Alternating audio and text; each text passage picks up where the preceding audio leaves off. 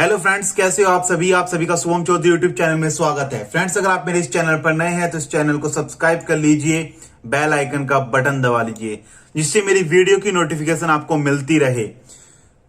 अगर वीडियो अच्छी लगे तो लाइक करना, शेयर करना, कमेंट करना।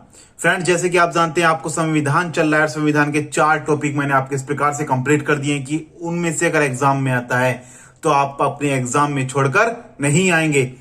अगर आपने वो वीडियो अभी तक नहीं देखी तो उस वीडियो को जरूर देख लीजिए। आज मैं आपके 3 पॉइंट क्लियर करने वाला हूं। पहला, संविधान के भाग। दूसरा, संविधान की अनुसूचियां। तीसरा, संविधान के अनुच्छेद। और ये टॉपिक इस प्रकार से क्लियर करूंगा कि अगर ये एग्जाम में आते हैं तो आप इनमें से कोई भी क्वेश्चन छोड़कर नहीं आएंगे। इसलिए आप वीडियो को पूरी जरूर देखिए, वीडियो को अंत तक देखिए, वीडियो को ठीक से समझिए। उसमें से जो भी बनने वाले क्वेश्चन है वो आज मैं आपको सब कंप्लीट कराऊंगा। अब चलते हैं हमारा पहला, संविधान के भाग। क्या करेंगे हम कंप्लीट आज? संविधान के भाग।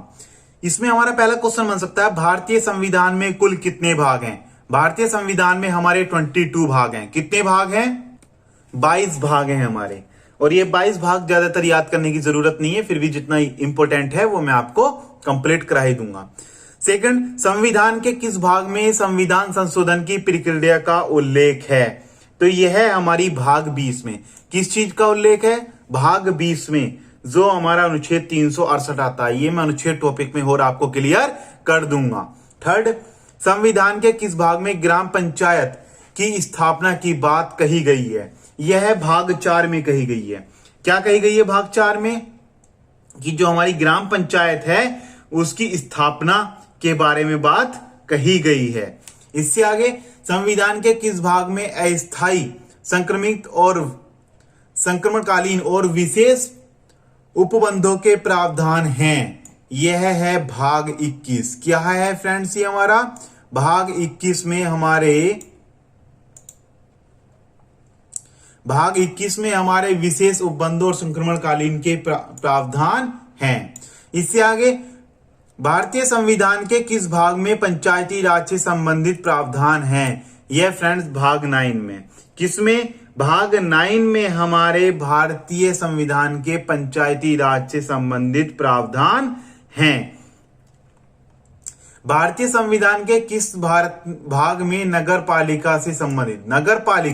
नगर पालिका से हमारे संबंधित भाग 9 के, और पंचायती राज से संबंधित भाग 9। दोनों चीजों को याद रखना। पंचायती राज से संबंधित की बात करें तो भाग 9, और नगर पालिका से संबंधित की बात करें तो भाग 9 के। फ्रेंड्स, ये वीडियो आपकी आगे को और भी मजेदार बनने वाली है। संविधान के भाग के बाद जब हम संविधान की अनुसूचियां पढ़ेंगे, उनको आप बिल्कुल इंटरेस्ट से पढ़ना। वो ऐसे ही पढ़ाऊंगा कि अनुसूचियां 12 की 12 आपकी रट जाएंगी। इसलिए वीडियो को पूरा जरूर देखें। चतुर्थ भाग में संविधान के किस भाग 1 में किसका वर्णन है? तो फ्रेंड्स, ये हमारे भाग 1 में किसका वर्णन है? ये संघ और उसका राज्य क्षेत्र। किसका? संघ और उसका राज्य क्षेत्र। ये हमारा भाग 1 से लेके भाग 4 तक। कहां तक? भाग 1 से लेकर भाग 4 तक अनुच्छेद 1 से लेकर 14 तक हमारा भाग 1 में संघ और उसके राज्य के क्षेत्र का वर्णन है। संविधान के किस भाग में मूल अधिकार का उल्लेख मिलता है? भाग 3। किसमें मिलता है? भाग 3 में। मौलिक अधिकार किसमें है? भाग 3। और अनुच्छेद कौन से हैं हमारे? 12 से 35। वैसे तो ये टॉपिक मैं आपका अनुच्छेद में भी क्लियर करता चलूंगा। भारत के संविधान का भाग और किसके बारे में बताता है? यह हमारा राज्य का नीति निर्देशक सिद्धांत। किसके बारे में बताता है? राज्य का नीति निर्देशक सिद्धांत के बारे में बताता है। संघीय कार्यपालिका की व्याख्या संविधान के किस भाग में की गई है? यह हमारा भाग 5। किस में की गई है? भाग 5 में की गई है। संविधान के किस भाग में नागरिकता का उल्लेख है? भाग 2। किस में उल्लेख है हमारा? भाग 2 में उल्लेख है। फ्रेंड्स, अब वीडियो को जरा ध्यान से सुनिए। अब हम चलते हैं संविधान की अनुसूचियां के तरफ। थोड़ा सा मैं बता देता हूं। अनुसूचियां हमारी वर्तमान में हमारी 12 अनुसूचियां हैं। और जब हमारे पहले संविधान लिखा गया था उस समय हमारी 8 अनुसूचियां थी। कितनी अनुसूचियां थी? 8 अनुसूचियां थी और वर्तमान में हमारी 12 अनुसूचियां हैं। 9वीं अनुसूची जो हमारी जुड़ी थी, ये प्रथम संविधान संशोधन अधिनियम 1951 ईस्वी में जोड़ी गई थी। और 10वीं अनुसूची हमारी 52वें संशोधन, कौन से में? 52वें संशोधन 1985 ईस्वी में जोड़ी गई थी। 11वीं अनुसूची हमारे 73वें संवैधानिक संशोधन 1993 के द्वारा जोड़ी गई थी। और 12वीं भी हमारी 74वें संविधान संशोधन 1993 के द्वारा ही जोड़ी गई थी। अब बाकी डिटेल में आपको अनुसूचियों के द्वारा देता रहूंगा। बाकी जैसे हम पहले क्वेश्चन चलते हैं, संविधान सभा की प्रारूप समिति द्वारा प्रस्तुत प्रारूप संविधान में कितनी अनुसूचियां हैं? तो फ्रेंड्स, ये 3 क्वेश्चन एक प्रकार से हैं हमारे। जैसे इसमें प्रारूप समितियां में जो स्टार्टिंग में थी, तीनों क्वेश्चन में बस एक ही बात है, क्या कि मूल संविधान में कितनी अनुसूचियां थी, जब संविधान हमारा बना तो कितनी अनुसूचियां थी? तीनों का आंसर हमारा है 8। इसमें केवल आपको एक बात याद रखनी कि जब संविधान हमारा बना था उस समय हमारी 8 अनुसूचियां थी। कितनी अनुसूचियां थी? हमारी 8 अनुसूचियां थी।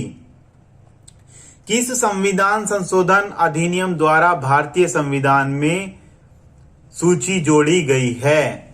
तो ये हमारे कौन से पहले संविधान संशोधन में हमारी सूची जोड़ी गई है।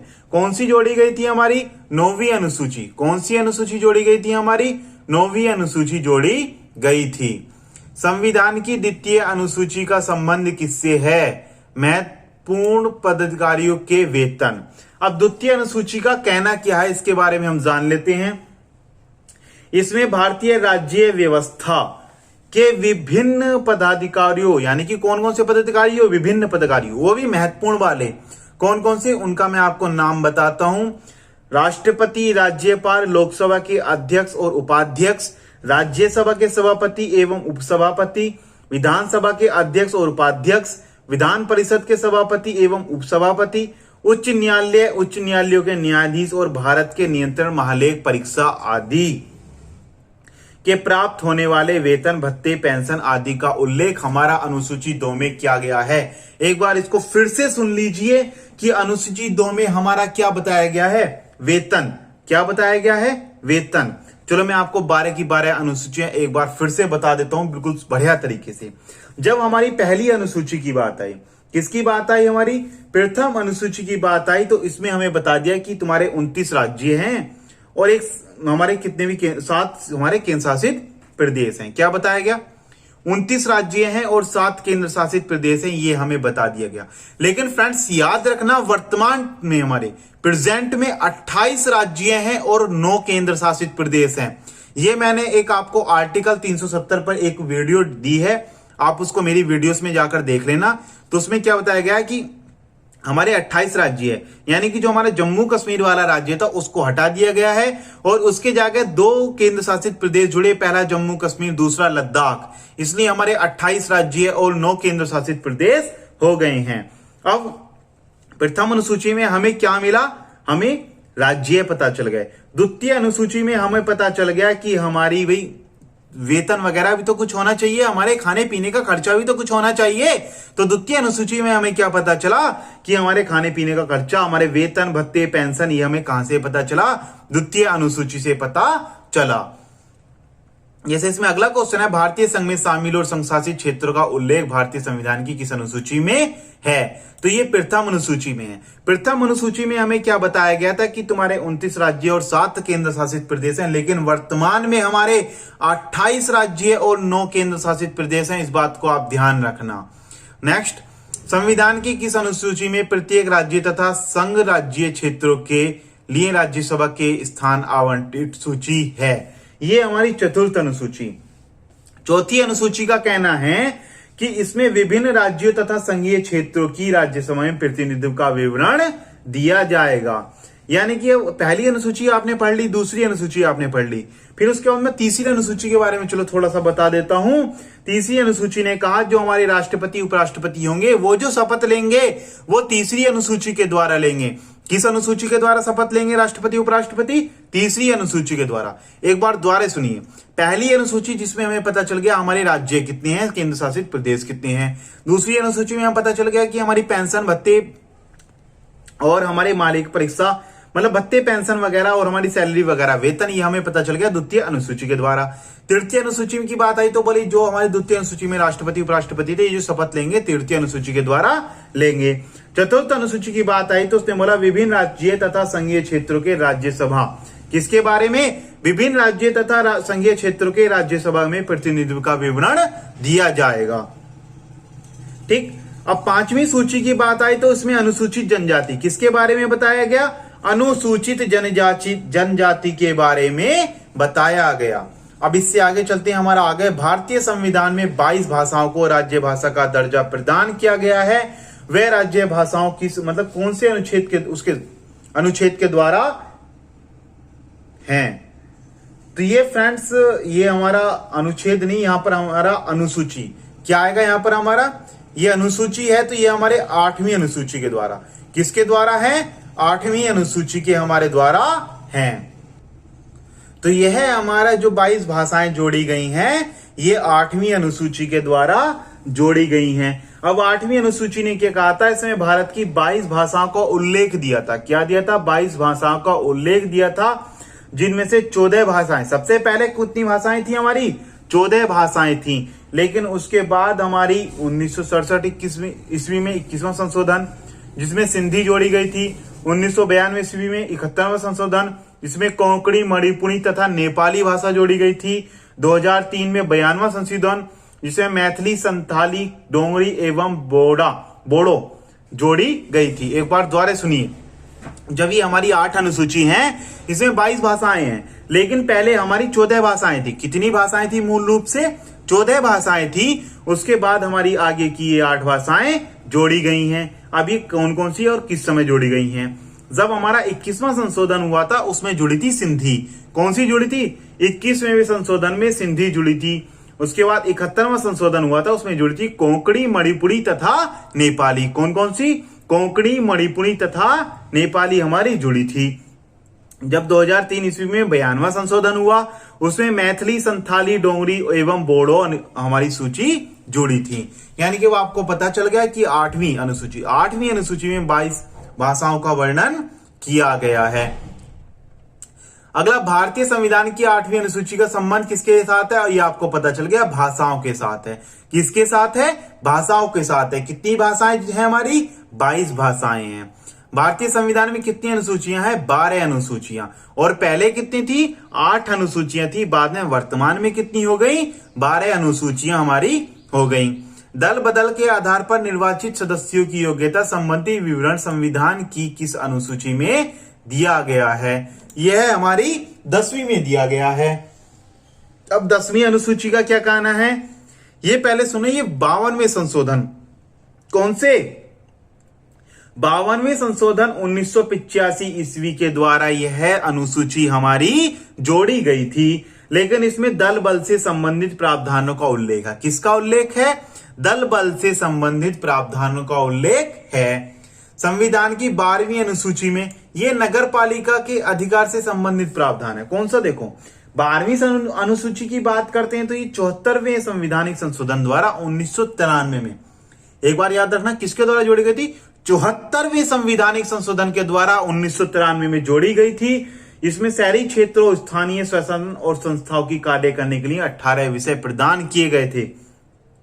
ठीक है। और जब 11वीं अनुसूची की बात करते थे तो ये हमारे 73वें संविधान संशोधन, 11वीं और 12वीं अनुसूची ये हमारी दोनों एक साथ जोड़ी गई थी। 11वीं 73वें संविधान संशोधन और 12वीं 74वें संविधान संशोधन। 11वीं का बात आई तो गांव से, 11वीं गांव में ग्राम पंचायत के द्वारा और 12वीं शहर नगर पालिका के द्वारा। ठीक है। भारतीय संविधान की अनुसूचियों में से कौन सी एक राज्यों के नाम की सूची तथा उसके क्षेत्र का ब्यौरा देती है? पहली, ये तो मैंने आपको बता ही दिया, पहली अनुसूची के बारे में मैंने आपको बताया। पहली अनुसूची का कहना क्या था कि हमारे कितने केंद्र शासित प्रदेश होंगे, कितने राज्य होंगे, हमारी पहली अनुसूची हमको बताएगी। अगला, भारतीय संविधान में 9वीं अनुसूची, देखो प्रथम संशोधन, 8 अनुसूची आपकी पहले थी, तो प्रथम जो संशोधन हुआ वो 9वीं अनुसूची में परिवर्तन, यानी कि 9वीं अनुसूची हमारी इसमें जुड़ी थी।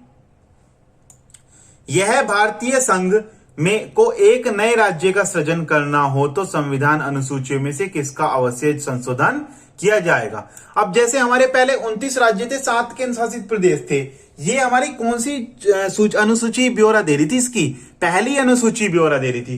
कौन सी अनुसूची ब्यौरा दे रही थी? पहली अनुसूची ब्यौरा दे रही थी। फिर इसका क्या कहना था कि अगर तुम आगे को भी संशोधन करोगे तो पहली में अवश्य संशोधन होगा, क्योंकि पहले 29 राज्य 7 केंद्र शासित प्रदेश थे, तो पहली अनुसूची में हमें क्षेत्र का ब्यौरा दिया गया था। लेकिन अब 28 राज्य 9 केंद्र शासित प्रदेश हैं, तो भी हमें पहली अनुसूची में इसका ब्यौरा देना पड़ेगा।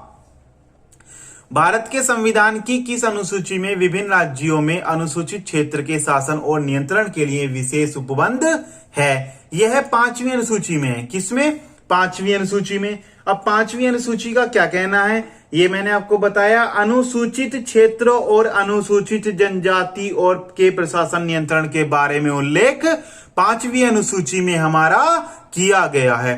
कौन सी अनुसूची में किया गया है? 5वीं अनुसूची में हमारा किया गया है। संविधान की अब दल बल, देखो दल बदल तो मैंने आपको बता ही दिया 10वीं अनुसूची, तो नेक्स्ट क्वेश्चन की तो आपको दिक्कत ही नहीं कि 10वीं अनुसूची में हमारा कौन सा कानून है? दल बदल विरोधी कानून हमारा 10वीं अनुसूची में है। अब छोटा सा एक क्वेश्चन और समझ लिए अनुसूचियों में। भाई छठी अनुसूची की बात करते हैं। एक बात याद रखना, छठी अनुसूची में हमारे कुछ कौन कौन से? असम, मेघालय, त्रिपुरा, मिजोरम। असम, मेघालय, त्रिपुरा और मिजोरम राज्यों के जनजाति क्षेत्रों के प्रशासन के बारे में प्रावधान है। दोबारा सुनो, छठी अनुसूची का कहना क्या है? असम, मेघालय, त्रिपुरा और मिजोरम, इनके जनजाति क्षेत्रों में। इसमें आपका क्वेश्चन किस प्रकार से बन जाता है? क्वेश्चन इस प्रकार से बनता है कि छठवीं अनुसूची में जनजाति क्षेत्रों में से इनमें से कौन सा नहीं है? ऑप्शन दे दिया। पहला ऑप्शन असम, दूसरा त्रिपुरा, तीसरा मेघालय, चौथा मध्य प्रदेश। तो इसमें आप सीधा आंसर लगा देंगे कि मध्य प्रदेश है। क्यों? क्योंकि असम, मेघालय, त्रिपुरा एवं मिजोरम ये हमारे जनजाति क्षेत्रों के प्रशासन के बारे में प्रावधान हमारी छठी अनुसूची में दिया गया है। अब आपको पता चल गया होगा कि असम, मेघालय, त्रिपुरा और मिजोरम माइंड में डाल लीजिए। असम, मेघालय, त्रिपुरा और मिजोरम छठवीं अनुसूची में। कौन सी अनुसूची में? छठवीं अनुसूची में। कौन कौन से क्षेत्र? असम, मेघालय, त्रिपुरा और मिजोरम। अब चलते हैं हम संविधान के अनुच्छेद की तरफ। इसको बिल्कुल ध्यान से समझिए। किसकी तरफ चलते हैं हम? संविधान के अनुच्छेद की तरफ अब हम चलते हैं। संविधान के अनुच्छेद का कहना क्या? देखो फ्रेंड्स, अनुच्छेद हमारे शुरू में 395 थे। कितने अनुच्छेद थे हमारे स्टार्टिंग में? 395। और प्रेजेंट टाइम में कितने अनुच्छेद है हमारे? 443 अनुच्छेद हमारे प्रेजेंट टाइम में हैं। अब आपको ये बात इस हमारे ध्यान रखना है, 443 अनुच्छेद आपको याद करने की जरूरत नहीं है। 443 ही अनुच्छेद आपको याद करने की जरूरत नहीं है। कितने अनुच्छेद याद करने ये मैं आपको बताऊंगा। अगर ये तीनों टॉपिक आप एक दिन में क्लियर नहीं कर रहे हैं तो एक टॉपिक को रोज का लेकर जब क्लियर कीजिए। लेकिन जितने क्वेश्चन मैं बता रहा हूं उन सभी को कंप्लीट कीजिए और इस वीडियो को पूरा जरूर देखिए। क्या अनुसूचियों में अब कोई डाउट आपका है? अगर है तो कमेंट में लिखिए। मैं गारंटी के साथ कहता हूं कि आपको इस बार ऐसा बताऊंगा कि अनुसूचियों में फिर कोई डाउट नहीं रहेगा। इसलिए अब हम चलते हैं संविधान के अनुच्छेद की तरफ। पहला, संविधान सभा द्वारा अंतिम प्रारूप से पारित संविधान में कुल कितने अनुच्छेद तथा अनुसूचियां थीं? 395 अनुच्छेद। कितने थे पहले? 395 अनुच्छेद। और प्रेजेंट टाइम पर कितनी हो गए? 8 अनुसूचियां हमारी हो गई। कितने? 395 अनुच्छेद और 8 अनुसूचियां। लेकिन अब हमारे पहले थे 395 अनुच्छेद और 8 अनुसूचियां, लेकिन वर्तमान में 443 अनुच्छेद और 12 अनुसूचियां हमारी हो गई हैं। इस बात को याद रखना कि पहले हमारे 395 अनुच्छेद और 8 अनुसूचियां थी, लेकिन वर्तमान में हमारे 443 अनुच्छेद और 12 अनुसूचियां हो गई हैं। तीसरा, संविधान के अनुच्छेद 1 में भारत को क्या कहा गया है? संविधान के अनुच्छेद 1 में भारत को राज्यों का संघ क्या कहा गया है? राज्यों का संघ कहा गया है। अगला, भारतीय संविधान का कौन सा अनुच्छेद राष्ट्रपति के पद के लिए उन्हें निर्वाचन की योग्यताएं निर्धारित करता है? ये अनुच्छेद 57 कौन निर्धारित करता है? अनुच्छेद 57 निर्धारित करता है। अब अनुच्छेद 57 का क्या कहना है? अनुच्छेद 57 का हमारा कहना है कि जो हमारे राष्ट्रपति का पद है उसकी निर्वाचन की योग्यता अनुच्छेद 57 के द्वारा निर्धारित की जाएगी। अगला, भारतीय संविधान के किस अनुच्छेद में प्रेस की स्वतंत्रता दी गई है? यह अनुच्छेद 19A। किसमें? अनुच्छेद 19(1). मतलब इसमें हमें बोलने की स्वतंत्रता दी गई है। किसकी स्वतंत्रता? बोलने की स्वतंत्रता दी गई है। अब अनुच्छेद 19 का कहना था कि मूल संविधान में 7 तरह की स्वतंत्रता का उल्लेख है, अब सिर्फ 6। मतलब 19A में क्या आया? बोलने की स्वतंत्रता। बी में शांतिपूर्वक बिना हथियारों के एकत्रित होने की, सभा करने की स्वतंत्रता। मतलब कि अगर हमें कोई भी काम करवाना है तो हम शांतिपूर्वक बिना हथियारों की सभा करके उस काम को करवा सकते हैं। अनुच्छेद 19C में संघ बनाने की स्वतंत्रता। डी में देश में किसी भी क्षेत्र में आवागमन की स्वतंत्रता। ई में देश में किसी क्षेत्र में निवास करने व बसने की स्वतंत्रता। इसमें अपवाद था पहले जम्मू कश्मीर, लेकिन अब नहीं है। और 19G में कोई भी व्यापार एवं जीविका चलाने की स्वतंत्रता है। आगे, मौलिक अधिकार के अंतर्गत कौन से अनुच्छेद बच्चों के शोषण से संबंधित है? यह है अनुच्छेद 24। कौन से? अनुच्छेद 24। अब मौलिक अधिकार हमारे अनुच्छेद 12 से अनुच्छेद 35 तक। कहां से? अनुच्छेद 12 से अनुच्छेद 35 तक हैं। अब अनुच्छेद 12 मतलब, अब बात करते हैं समानता, समता व समानता का अधिकार हमारे अनुच्छेद 14 से 18। याद रखना, मौलिक अधिकार हमारे 12 से 35 थे, लेकिन जब अनुच्छेद 14 से 18 की बात करते हैं तो समानता के अधिकार की बात की गई है। अनुच्छेद 19 से 22 की बात करते हैं तो स्वतंत्रता का अधिकार की बात की गई है। अनुच्छेद 23 से 24 की बात करते हैं तो शोषण के विरुद्ध अधिकार की बात की गई है। अनुच्छेद 25 से 28 की बात करते हैं धार्मिक स्वतंत्रता। किसकी? अपने धर्म की स्वतंत्रता का अधिकार है। और अनुच्छेद 29 से 30 की बात करते हैं तो संस्कृति और शिक्षा संबंधी अधिकार है। अनुच्छेद 32 संवैधानिक उपचारों का अधिकार है, लेकिन हमें किसकी बात करनी थी? अनुच्छेद 24, यानी कि शोषण के विरुद्ध अधिकार कौन से अनुच्छेद में है? अनुच्छेद 23 से अनुच्छेद 24 के में हमारा है। इससे आगे, भारतीय संविधान के किस अनुच्छेद में मौलिक कर्तव्यों की चर्चा की गई है?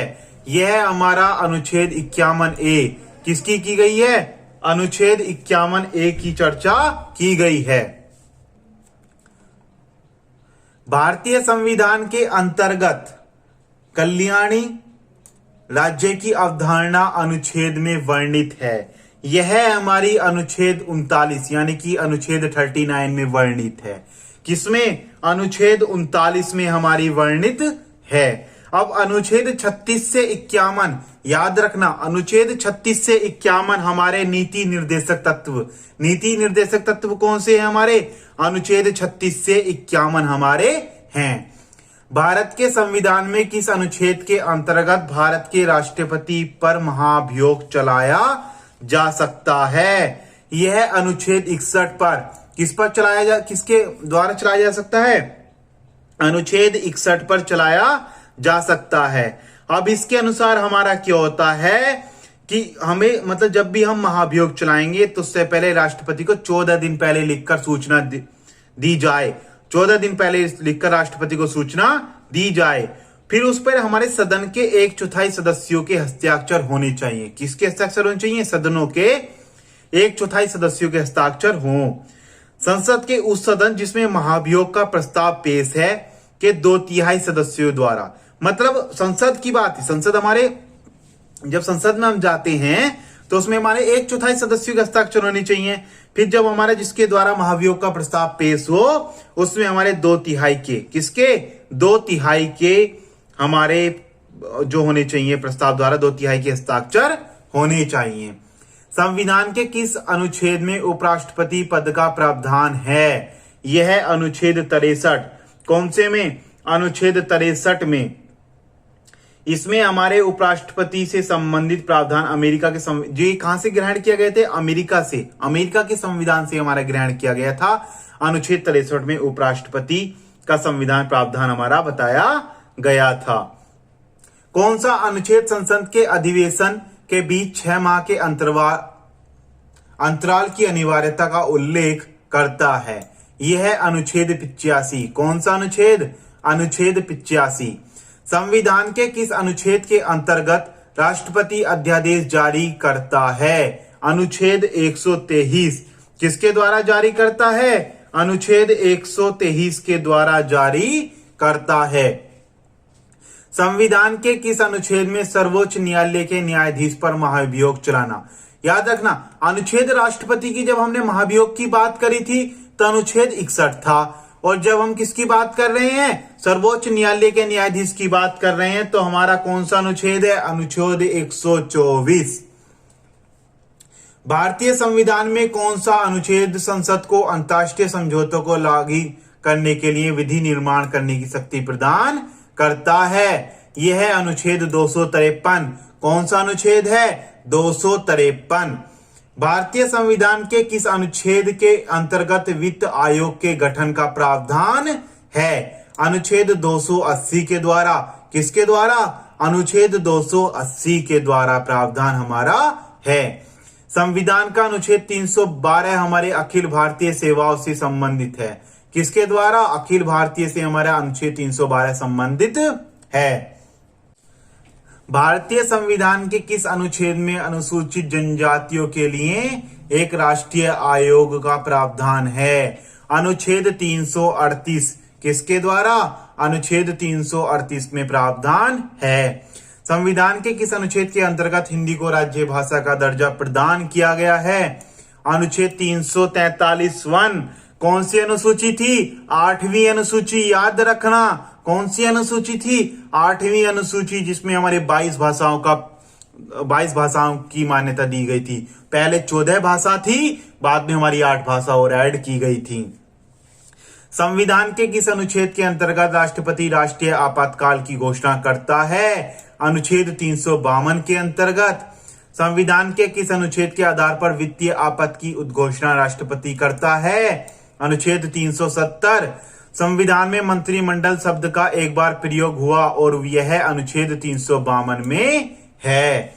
संविधान के किस अनुच्छेद के अंतर्गत प्रत्येक राज्य मातृभाषा का प्रसार एवं अनुदेशक प्राथमिक शिक्षा में लागू कर सकता है?